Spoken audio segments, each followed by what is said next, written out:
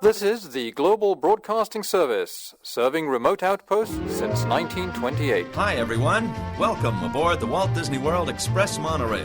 Caramba, we have something really big for you today. Welcome, foolish mortals. Now then, hang on to them hats and glasses, because this here's the wildest ride in the wilderness. This is the DBC Pod with Phil Schoen and Jason Dodge.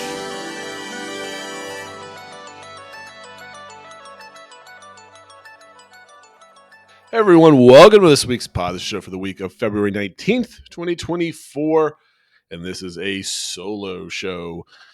Phil's out on a boat somewhere in the ocean. Yeah, he's joining. I think this is his second day at sea. He's on Discord kind of showing off some pictures, but he's enjoying it. So that means you get to listen to me for the next 30 to 40 minutes. We'll see if I can keep you guys entertained. Shout out to Wheezy from Discord as he is on his way to Disney and he needs something to listen to.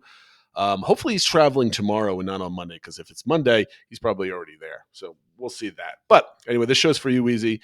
Have a great time down there. So also a reminder for our social media accounts, Twitter, Instagram, Facebook, and the YouTube channel, all at the DBC Pod. And of course, the aforementioned Discord server. Make sure you guys hop on and check out the conversation that is going on. We had a quite interesting conversation, which is going to be the bulk of our show today, about the cost of Disney World. But first, a couple things I want to mention about what's going on in Disney World. Kind of a slow week. They announced that they're going to do some demoing at the NBA Experience. Not fully taking down the building, but kind of general construction inside. Don't know what that means. Keep your eye on that story. President Day crowds are really, really high. Genie Plus is selling out. The crowds aren't too bad, but the weather is kind of crummy, so that's keeping a lot of the locals and annual pass people away. So keep your eye out on that. Obviously, if you are planning a trip during this time of year, maybe you should be prepared to spend some money on Genie Plus, because that's kind of going up there. Topiaries are arriving for the festival, the Flower and Garden Festival at Epcot. So keep your eye on that. If you're traveling down there, you can see all the nice, wonderful pictures online at your favorite website. And I guess that's the biggest news this week is the Tiana's animatronic. You got a first look at it. It was on all over the internet. And it just kind of showed Tiana in her, exploration business outfit or whatever you want to call it. And I thought the animatronic looked absolutely fantastic. And what's kind of interesting is, we didn't get a sense of anything else, but a lot of the plans are solidified. We're seeing a lot more water testing going on in the ride. We're seeing log flumes kind of falling down, ride vehicle testing. The log flumes are not falling down. They're in the track. And what's interesting is, if you go to any kind of online forum out there, you're getting a lot of conversation around, haters of the new ride, fans of Splash, that whole nonsense that's going on there. But once this animatronic went out there, people were really, really starting to turn positive in the online discussion, which I think is fantastic. I'm glad it's finally caught up to the reality that this ride is going to be really awesome. We've got some looks at like the Lewis skeletons of their audio animatronics, but this is our first look at a fully moving Tiana. She's got the full face. It's not a projected face, what a lot of people are scared of. Like projected faces, the princesses that are in Frozen.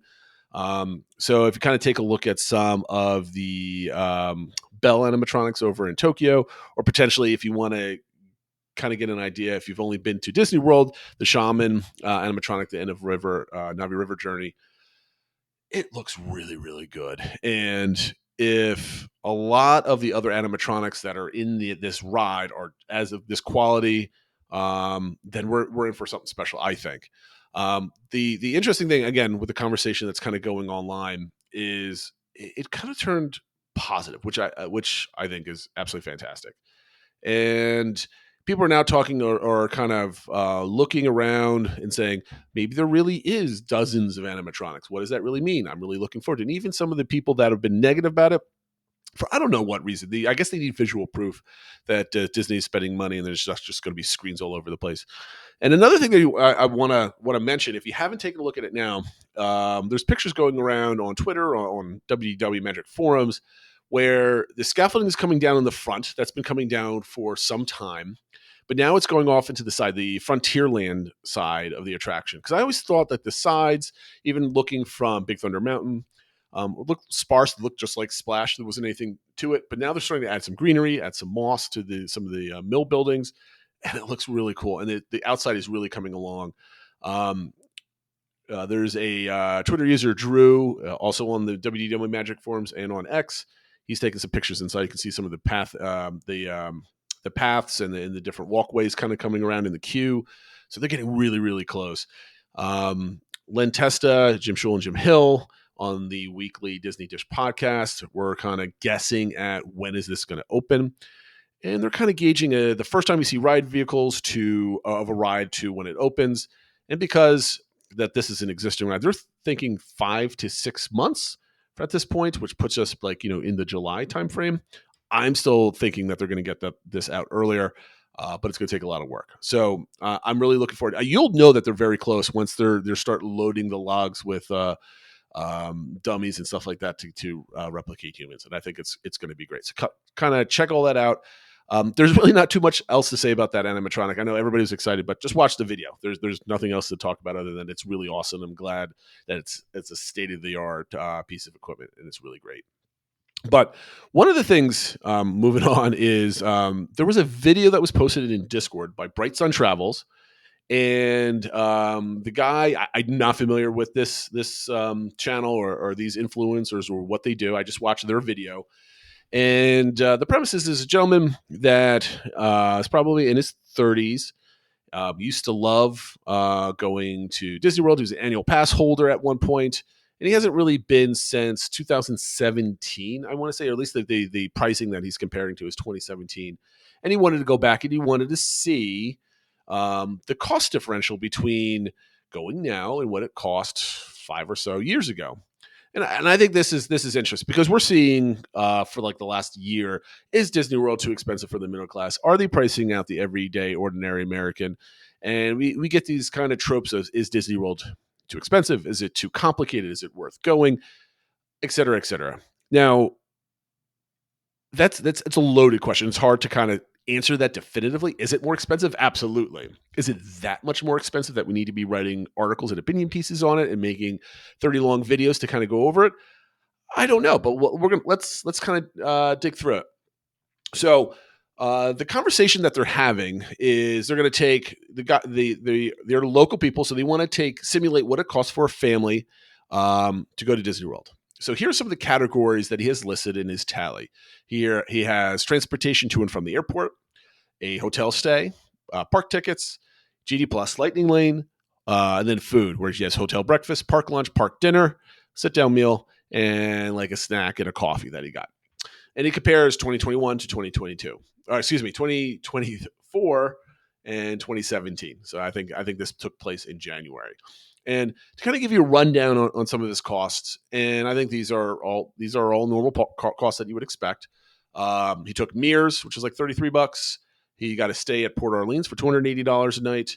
The ticket for two was $328 each, so $150 plus tax. Genie Plus was $23 that day per person. Lightning Lane was $20 for Tron, so $20 a person plus tax. Hotel breakfast $27. Park lunch, $31, dinner, $83 with tip. Snacks came out to be about $15-16. So overall, he spent $886 at the Magic Kingdom that day. Now, his comparison was, back then, you got Magical Express, which was free, Fast Pass was free, and the cost of everything else was $567.90. Now, here's where you have to start kind of picking this apart. And I personally, and I've had this conversation with a couple different people in the last couple of days, that I think a lot of people are stuck with pre-COVID pricing in their head, right? They haven't updated their brain of what is cheap, what is expensive, and what's worth their money right now. So if you take that $567.90 is what he spent in his, imaginary trip in 2017, adjusted for inflation, that is $721. That's only a $165 difference between the very, very expensive 2024 trip versus the 2017 trip. Now, of course, the cost of both of those, both Genie Plus, was almost $100, almost $90. So there's $70 floating around there of extra stuff. And honestly, the way he went about it, everything doesn't really tell its own story. Because what have we been talking about on this show for, I don't know, months, years at this point, is the cost of tickets. And what you're seeing here in this is like, you have a ticket cost of $328 versus $225, which is not adjusted for inflation. The tickets have gone up a little bit. So in 2017, the cost of the tickets were roughly around the $130 mark for a single day ticket, compared to about $150 today. And that's adjusted for inflation. So about a $10 to $15 increase in that time frame.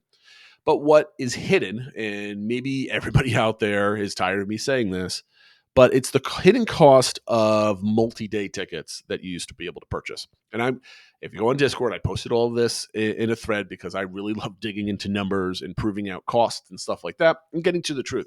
Is this conversation worth having?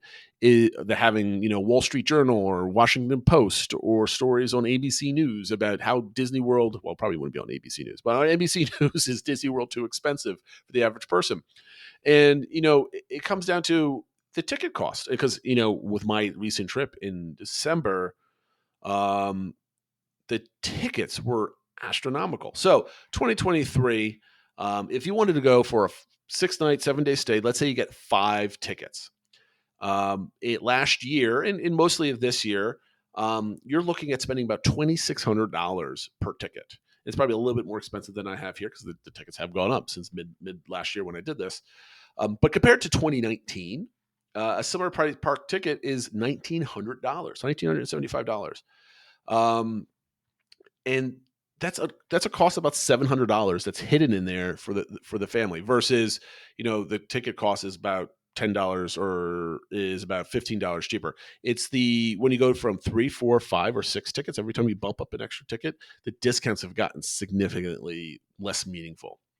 But let's go back. So is the cost of the tickets all that drastic through the history of Walt Disney World? And obviously they are. Everybody can feel it. But to kind of give you an idea of context, in 1987, I picked a random year. The cost of a ticket was $28, but adjusted for today's inflation, it's about $75. So it basically cost half of what it does today, for the most part.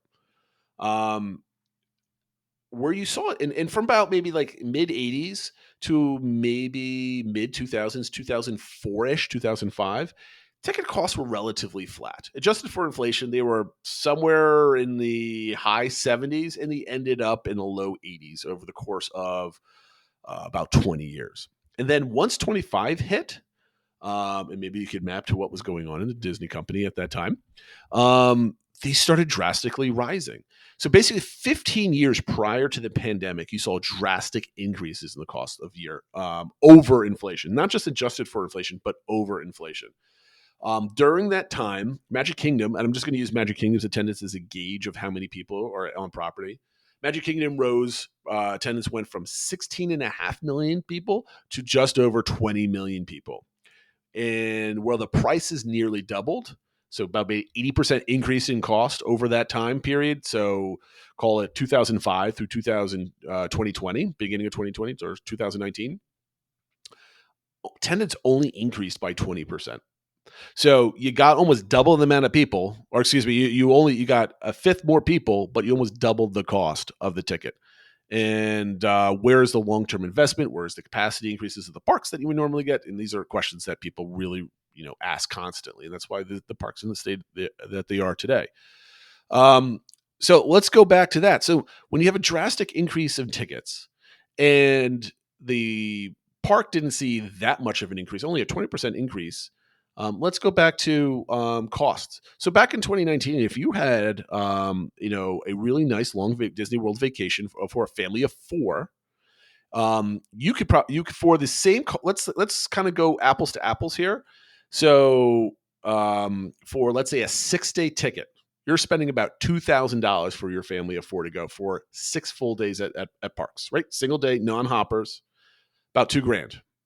Now, the difference between going from 5 tickets to 6 tickets for that family of 4 is only about a $20 increase. You're going from $1,975 to $1,999. That is a $24 increase to get an extra day at the parks, which made it silly not to get that extra ticket, which also made sense because now you're spending another day at the park. You're spending more money on food. You're spending more money on merch, potentially, that sort of thing.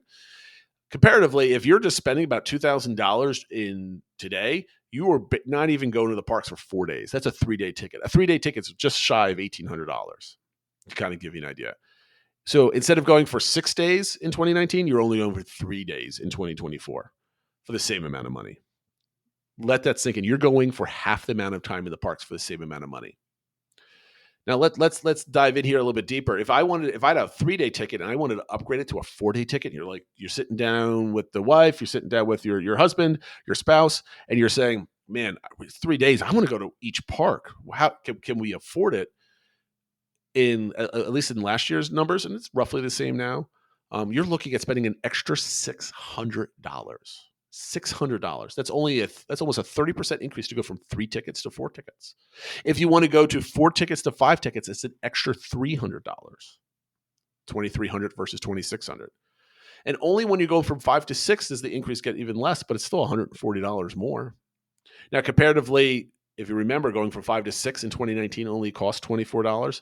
The increase to go from 1 to the next is about 6 times the cost to upgrade your package from 5 tickets to 6 tickets. Now, going to the extreme, you get a 10-day ticket in 2019 for your family of 4. That's going to run you $2,200. And this is all adjusted for inflation, right? These are not $2019 pre-COVID inflation. This is today money, $2,200. What can you get for $2,200? You can roughly get just shy of 4 packet of 4 tickets. Let that sink in. When you think about planning your Disney World trip, the cost of tickets is the main driver and why everything is more expensive. And I think that's the problem with what everybody's complaining about. Forget about Genie Plus. Forget about Lightning Lanes. Yes, they're expensive. Yes, they're a headache. You don't need them if you want to go to the parks. You can still enjoy it. Will you go on less rides? Maybe. Do you have to spend more time in the parks to get on those rides? Absolutely. But you don't need to spend that money. You do need to spend money on tickets to get in the parks. So let that sink in. When people start putting together packages, whether they're using travel agents or they're just clicking buttons, they're not really looking at the line items. They're clicking on your park. We're clicking on the amount of days we're going, and you're just ignoring those itemizations. You're just seeing that big one sticker shock number over there. A lot of that price increase is on tickets. And we're going to talk about ticket packages. That's our DVC engagement question from last week a little bit later. So those are your tickets. And so let's go with discounts. Bob Iger has, when he came back, he's mentioned we raised the price of the tickets more and more expensive. We probably higher than we should have. And I think if you just look at the data for the last 2 years, I think he's actually being truthful. Now you might say, "Oh, how could that be? You don't trust CEOs and all this other stuff." But if you look at the numbers over the last, let's say 2 years, 2 or 3 years, the cost of tickets every year has basically remained flat. They've maybe increased maybe 2 or 3%, which is basically inflationary, right? So all businesses have to increase their costs because their costs go up. So to me, when you raise the price of a ticket $4 or $5, that's basically inflation right there, and that's basically equal. I don't even see that as a price increase. And they've been basically roughly the same for the last couple of years. So they haven't started raising tickets. The problem is Disney will never go outright and just reduce the cost of tickets. "Oh, we made everything cheaper." They won't say that. What they will do, they do a handful of things. Because it's variable pricing, they'll just make more days the cheapest day you can go and less days the highest you can go. And then the tickets will be the most expensive and have shock factor around Thanksgiving or around Christmas or any other busy day like this weekend, President's Day weekend. So keep an eye on those discounts. Discounts will always hide Disney's true intentions. And you can see that they're soft and they're in their bookings coming up only because the discounts are broad, right? The discounts are the same. There's nothing out there that's just incredibly great right now, right? There's nothing that hasn't been done before. There's been free dining. There's been 25% discounts. There's been 30% discounts before. There's been 35% discounts. What's different is the discounts are being announced earlier. So instead of 4 months out, there's 6 months out, or if not more. Instead of select days, those days are basically very, very broad and open. So any day you want to go, you could probably find a discount for it. And the inventory is bigger, right? So instead of having, I don't know, random numbers, 100 rooms that are available for this discount, there's 300 rooms available for this discount. I don't know the number. I'm just kind of giving you an idea. There's a lot more out there. There's a lot more availability. Years ago, if there was a discount, you booked it quickly because where you wanted to stay for on that discount went very quickly potentially. But right now, the discounts are basically the same. Disney has not become desperate yet. But you'll see them potentially have some short-term discounts trying to get people into the parks on a short term, basically discounting tickets. And like we said, I think it was last week, Phil and I were talking about this. The kids half off type tickets or kids in free or whatever, you might start seeing some combinations of that. So we'll get to that down the road. So going back to the original conversation in the video. Right. So he went from Riverside, it's $280 a night this year, $225 4 years ago. Excuse me. I can't do math. It's about 6 or 7 years ago in 2017. Those hotel prices have gone up, but they haven't gone up drastically with a discount. I mean, you're still looking, I got a Disney Chase promo for Caribbean Beach in July, I think it was, or end of June, $219 a night. That's absolutely insane. That's close to a travel agent discount, and they're offering that even with 30%. You're still in the lower summertime rates. You're still looking at low 300s, and that's not far off for $280. And comparatively to other hotels out there, $280 a night on property with free transportation, you can go and stay at other hotels for $120, $140 a night, which is maybe half the cost, but they're farther away. You also have parking fees and everything else that you have to pay. That brings that price up. But there's sometimes you can't find a Hampton Inn in the middle of Iowa right now for less than $160, $180 a night. And that's in the middle of nowhere. So hotel prices aren't absurd, at least at the moderate level. And they're pretty good pricing at the value level, considering what kind of perks you get just being on site, having a bus. I think that's worth that wait. Anyway, tickets we just talked about. We'll talk a little bit about GD Plus later. And then let's go over the food, right? Because he has mentioned he's spending for 2 people about $150 a day, including tips. And I'm not going to break down where he ate, where he could do cheaper, that type of thing. He got like a breakfast platter at his hotel. He went to the Columbia Harbor House, and he had a dinner at Skipper Canteen, which he trashed, by the way, which is ridiculous to me. And then somebody else popped up in Discord and said, we didn't really care for it either. Look, not judging. But man, that's one of my favorite restaurants. It's hard to see that people don't like it. I always like because it has some different tastes to it than your typical stuff at Magic Kingdom. But again, $80. The gentleman's I believe it was his wife. She had 2 appetizers. He had some chicken platter. They had some drinks, non-alcoholic drinks, and a dessert. And with a tip, I think pre-tip it was $60-something, $67. And with a $20 tip on it, generously tipped like 24%, which is nice. Good for him. And has anybody gone out recently and ate somewhere? We're sitting down for 2 people. You're getting out of there at $40 a head, including tip and tax. That's a pretty average night. My family went out to My son was out with somebody else. I brought my 2 girls and my wife along. And we had a dinner at the Bonefish Grill, as a casual dining restaurant. We spent $100, and I got 2 beers, and that's a 1 kid's meal, 3 regular adult platters, and that was before tip.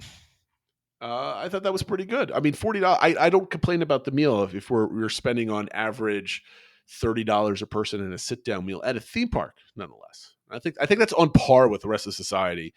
By far. And then you go at Harbor, when you look at its pricing for Harbor House, $31. It's about $15-16 a person. Remember what I said about people being stuck in inflationary numbers in their head, pre-inflation numbers?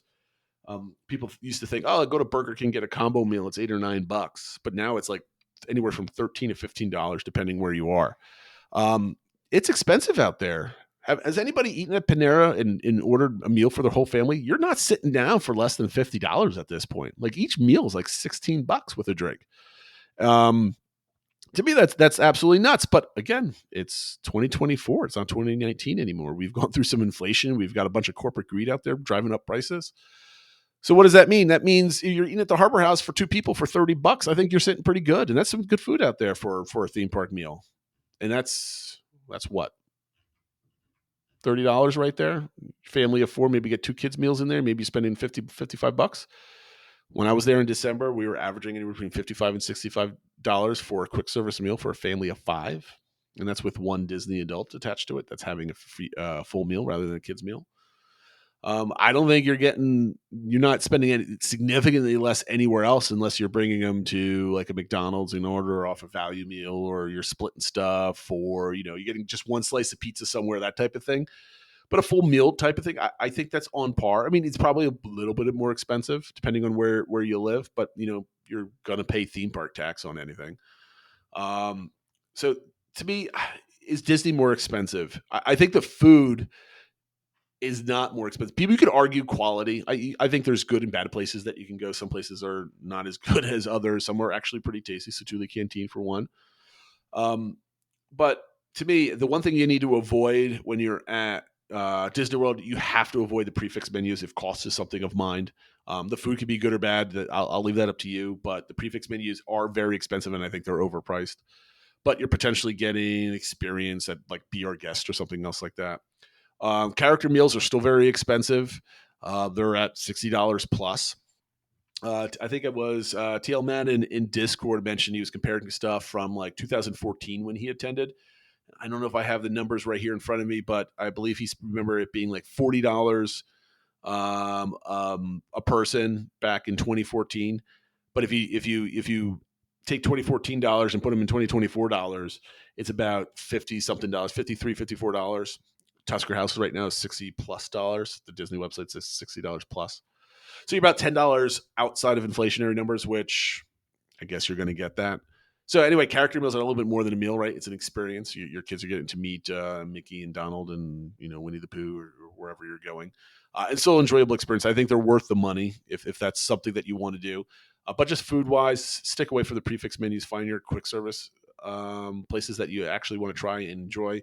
And I think your food costs are going to go be on par if you ate out every single day when you were at home, obviously, which you're not going to do. That's why everything's more expensive when you go to Walt Disney World, because you're not eating your peanut butter and jelly sandwiches or your can of tuna fish. You could bring that. Let plenty of people do. Plenty of people bring it and make it in their rooms or bring snacks with them. That's pretty valid. And, but again, the cost, not that giant. Other things like, the cost of a Disney vacation, $886, and you times that by 5 or 4, you're looking at a $6,000 vacation, $5,000 vacation plus. And yeah, that's a lot of money. And a lot of times people are anti Iger Disney or I'm never going back, that sort of thing. And one of the things that you got to really pay attention to is I always like to say, I can do this instead of going to Disney. I can go to Europe. That's a big one. I can have a European vacation. You can. I can go to this. I can go to the beach for half the cost or a third of the cost. I can go here, there, or wherever. And that's fine. Yes, you can go a lot of different places that are cheaper. But what you're paying for at a Disney World trip, granted, it is expensive. And yes, it is being priced out of a lot of middle-class people. Don't get me wrong. I'm not saying it's cheap. And I'm also not saying that a lot of these prices are justified. But I want to get to the heart of the matter. This other argument that I always kind of shake my head at when I read this, and it's like I could do a European vacation instead. Yes, you certainly can for half the cost. But here's the things that you also have to do when you're considering going out of country somewhere, right? So obviously there's the whole passport issue. Does everybody have a passport? Do I have to get a passport? I have to worry about not losing my passport. So there's a lot of that. There's security. Wherever you're going, do you feel safe? Right? I mean, I remember going on my honeymoon to Punta Cana, and it's a beautiful resort I went to, but there's people with guns at the airport, people with guns at places that you might stop. Or you might go to a lovely place in Europe where you don't have to worry about security, but you have to worry about keeping your family together, right? There's still big city things that you have to worry about no matter where you go. So the trade-off in Disney World is, if you're spending the extra money, you know that you're going to be safe. Disney World does a great job with security. You're never scared about being pickpocketed or assaulted or anything else like that, regardless of the stories you might read happening in Orlando, that type of thing.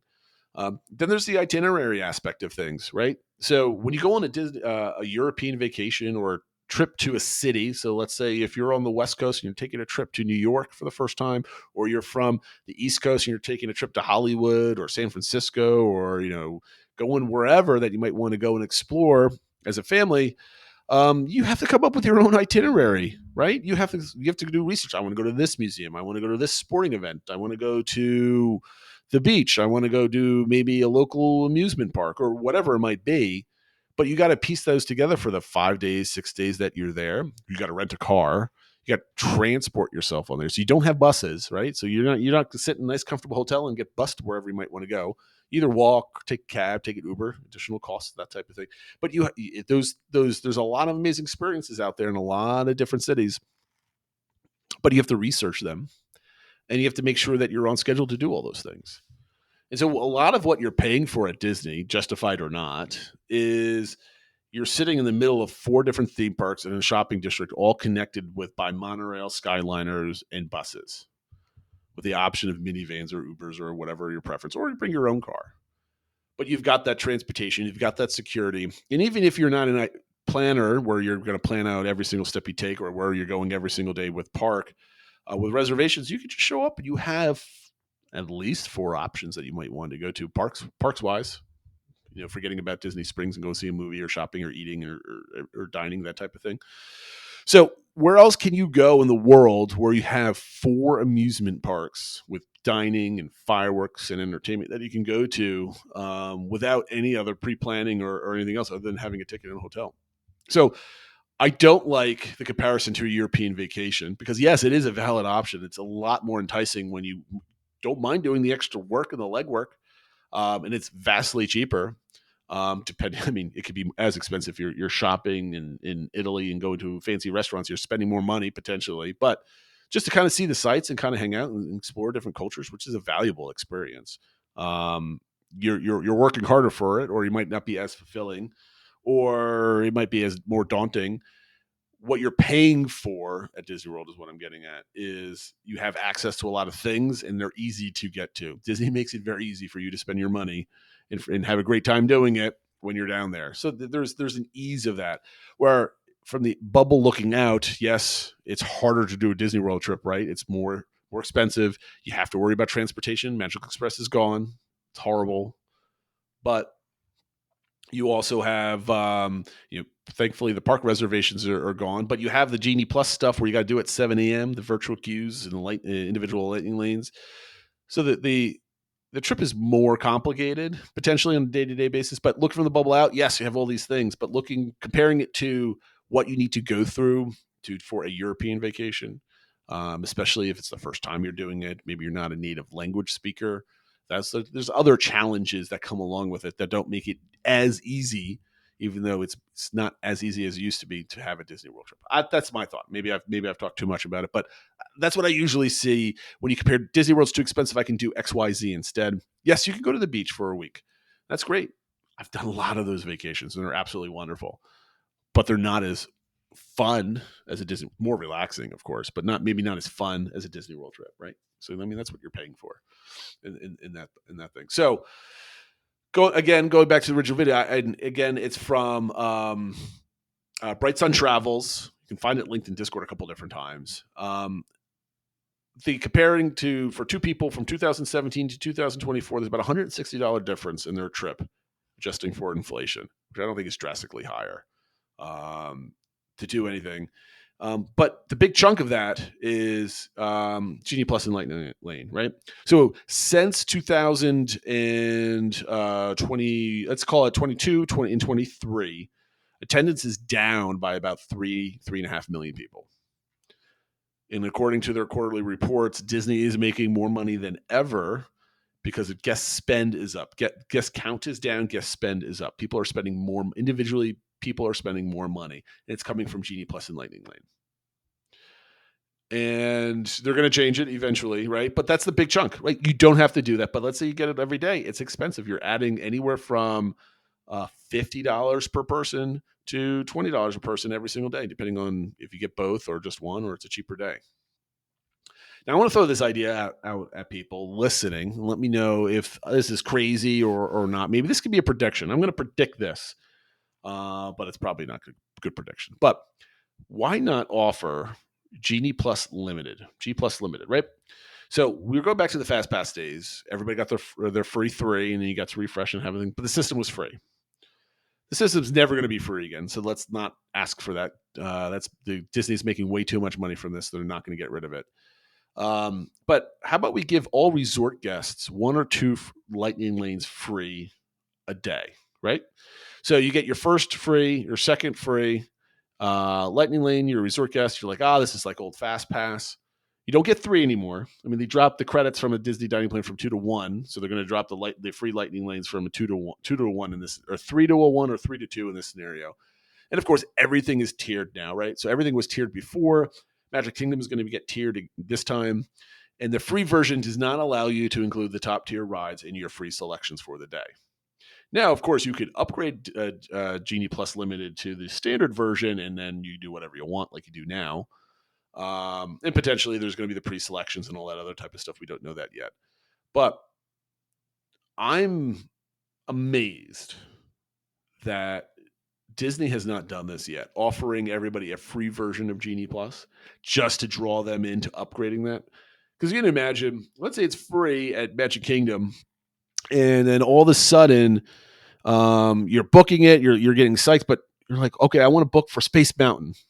Oh, that's the higher tier. You can't book Space Mountain. Peter Pan, no, you can't book Peter Pan either.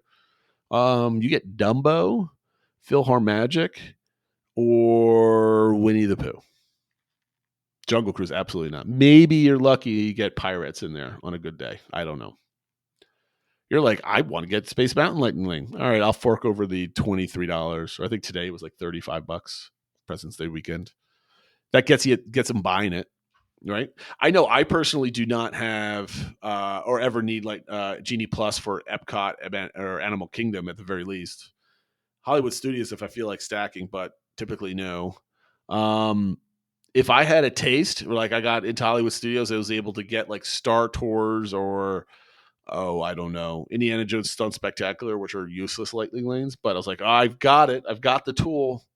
Maybe I'll spend $100. I've already spent $8,000 to get here. I spend the extra $100. So I think it's a good way, gateway drug, I guess, from Disney to offer a free lightning lane this way. I wouldn't be surprised if they start doing it because they need to start adding more perks to the hotels, I think, from value in moderates. Deluxes get better hotels and deluxe extra hours. I think moderates and everybody else get the free lightning lanes, at least 1 or 2. So think about it. Would that entice you? Would you even use it, even if it's for free? I'm sure everybody would. But would it get you to buy it? Again, I don't know. So that being said, I suggest go watching the video. It's a good conversation that they were having. It's worth watching. The premise is spot on, but it doesn't talk. You only bought one daily ticket, and I think most people are really missing the point of cost of tickets for large families of 4 or 5 or more. In those ticket discounts when you go from 4 to 5 days, 3 to 4 days, and 4 to 5 days. Go on Discord and look at the spreadsheet I posted. It's just amazing where the cost comes from, and it's $1,000. I don't. $1,000 is still $1,000, and whether you're in 2017 or 2024, I'm not scoffing at $1,000.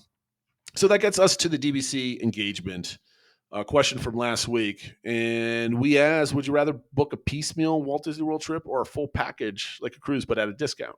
Right? A lot of people are like, oh, well, I like selecting things, so I guess I'll do it that way. I did a terrible job of explaining this. So I'm gonna give my answer. I'm not gonna go over the community answers this week. Phil and I are gonna tackle that next week when he gets back, because he's just gonna get back from a cruise and he has he's gonna have amazing stories.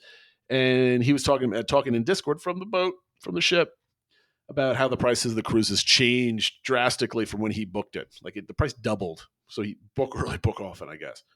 But the engagement question from last week was essentially, I wanted to get down to like, how does Disney disguised ticket and hotel discounts without saying my tickets and hotels are cheaper and setting that expectation. Right. So they got to bury it in some kind of package where it's one lump sum. So the way cruises work, it's here's your cost per your trip. Right? You get 4 people, here's your cost. And included in this cost is your room, all the food, all the amenities, everything else. It's just one lump sum. And you get food, you get drinks, you get experiences, you get into the shows, all this other stuff. So there's add-ons you can get depending on the ship and the cruise line. But that's your one price, and you don't have to spend any more money once you're there other than gratuity, and then merch or whatever extra stuff you want to buy. But you don't to live on the boat. You could just sit there and eat and drink all day, and you just tip the guy or gal that's taking care of you on a daily basis, or at the end of the week, I guess. So can we do that? Can we apply that model to a Disney World trip? So what I was saying is, okay, you go on and say, I want to go to Disney World. I want a package. And then, okay, you have this deal. So let's say if you piecemeal it out and you do it like you normally do right now, you pick your hotel, you pick your dates, you pick how many tickets and what your hopper option and then the dining plan if you want it. That's all the thing. It's all line itemed out. And it's $6,500. However, there's also a deal where Disney says if you come during these weeks where you come on Monday and you leave on Sunday, or you come in on Saturday and you leave next Friday, like whatever the range is, 6 nights, 7 days, right? Or pick your duration, whatever it might be. But it's a week-long trip. But you have to check in on a certain date and check out on a certain date. That check-in date does not change. It's like a sailing, right? It's the boat is leaving on this date. You need to be on it. So you need to be on property this date. So they're trying to, I guess, the motivation would be they need to fill out certain weeks and certain time slots, and they're providing that for you. Here's a package. You cannot choose your hotel. So you pick moderate hotel the week of whatever, July 9th. And they pick your hotel, and they give you, I don't know, 5 days. Every day that you're there, they give you a package of 5 or 6 tickets. I don't know, whatever it is. You get the dining plan, you get hoppers, you get all the whole thing. But you can't pick what you're gonna get. You're gonna get surprised by the hotel.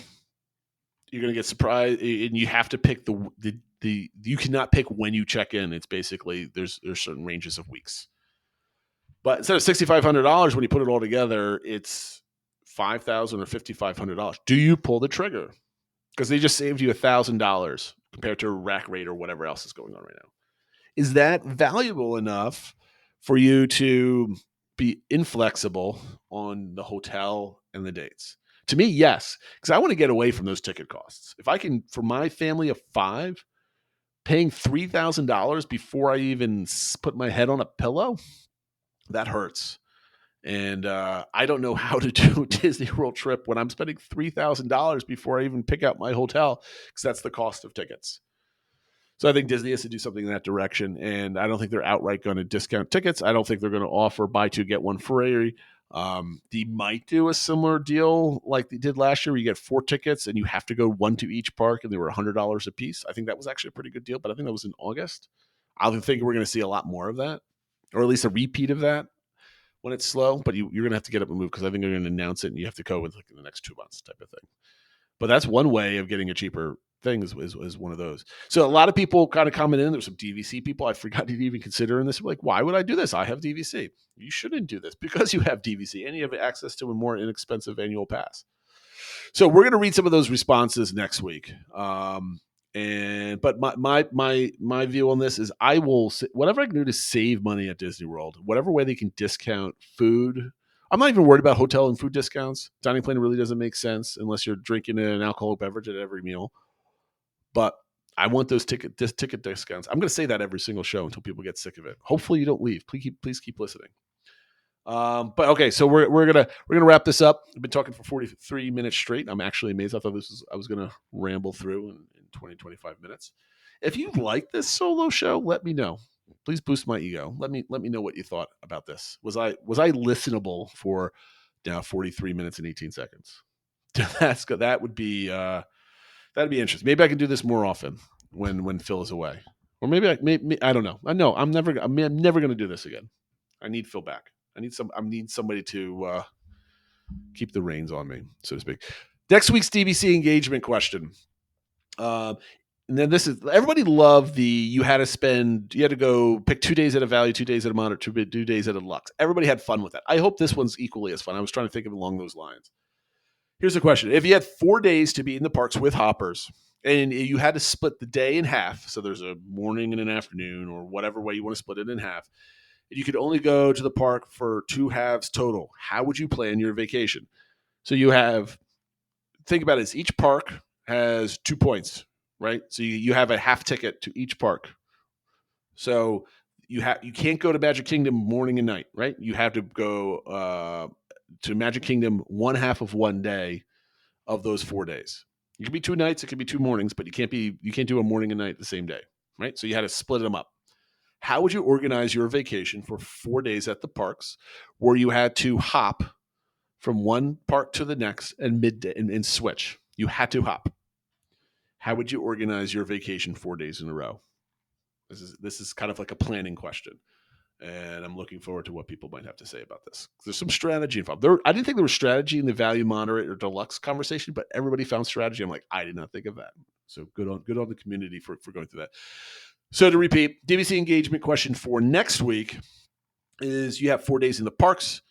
You have to hit each park twice, but you have to hop midway through the day, right? So if you go to Animal Kingdom in the morning, you have to go to a different park in the evening. And the next day, if you go to the Animal Park again in the morning, you can no longer go to the Animal Kingdom because you've done it twice. Hopefully that makes sense. So that being said, thank you for watching and listening to me ramble on for 40 minutes. I really appreciate it. Hopefully this is not as brutal on YouTube. This is better audio on the podcast. Let me know in comments below. And everybody have a great week, and we'll see you next time. Take care, everybody.